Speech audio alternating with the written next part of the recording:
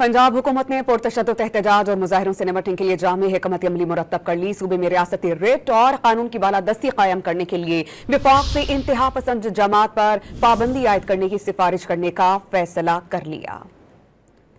पंजाब हुकूमत ने सूबे में अमन अमान कायम रखने के लिए अहम फैसले कर लिए। वजीर आला पंजाब मरीम नवाज की जेर सदारत अमन अमान पर गैर मामूली इजलास मुनक्किद हुआ। इजलास में फैसला किया गया कि इंतहा पसंद जमात की क़यादत को इंसदाद दहशतगर्दी एक्ट के 4th शेड्यूल में शामिल किया जाएगा। पंजाब हुकूमत वफाक से इंतहा पसंद जमात पर पाबंदी आयद करने की सिफारिश करेगी। इंतहा पसंद जमात के तमाम बैंक अकाउंट मुंजमद किए जाएंगे। जायदादें और असासे महकमा औकाफ के हवाले किए जाएंगे। इंतहा पसंद जमात के पोस्टर्स, बैनर्स और इश्तिहारात पर मुकम्मल पाबंदी होगी। इजलास में ये भी फैसला किया गया कि नफरत फैलाने वाले इंतहा पसंद जमात के सोशल मीडिया अकाउंट्स बंद किए जाएंगे। लाउड स्पीकर एक्ट की खिलाफ वर्जी पर भी सख्त तरीन कार्रवाई होगी। पंजाब हुकूमत ने मजहबी जमात के एहतजाज में गिरफ्तार मुल्जिमान के केसेस की मौसर पैरवी का फैसला भी कर लिया। पंजाब हुकूमत ने 2 सीनियर वकला राना शकील अहमद खान और चौधरी खालिद रशीद को स्पेशल प्रोसिक्यूटर तैनात कर दिया। सेक्रेटरी प्रोसिक्यूशन ने स्पेशल प्रोसिक्यूटर्स की तैनाती का नोटिफिकेशन जारी कर दिया। स्पेशल प्रोसिक्यूटर मजहबी जमात के एहतजाज के मामले पर दर्ज केसेस में हुकूमत की नुमाइंदगी करेंगे। दोनों प्रोसिक्यूटर इंसदाद दहशतगर्दी अदालत और लाहौर हाई कोर्ट में हुकूमत की नुमाइंदगी करेंगे।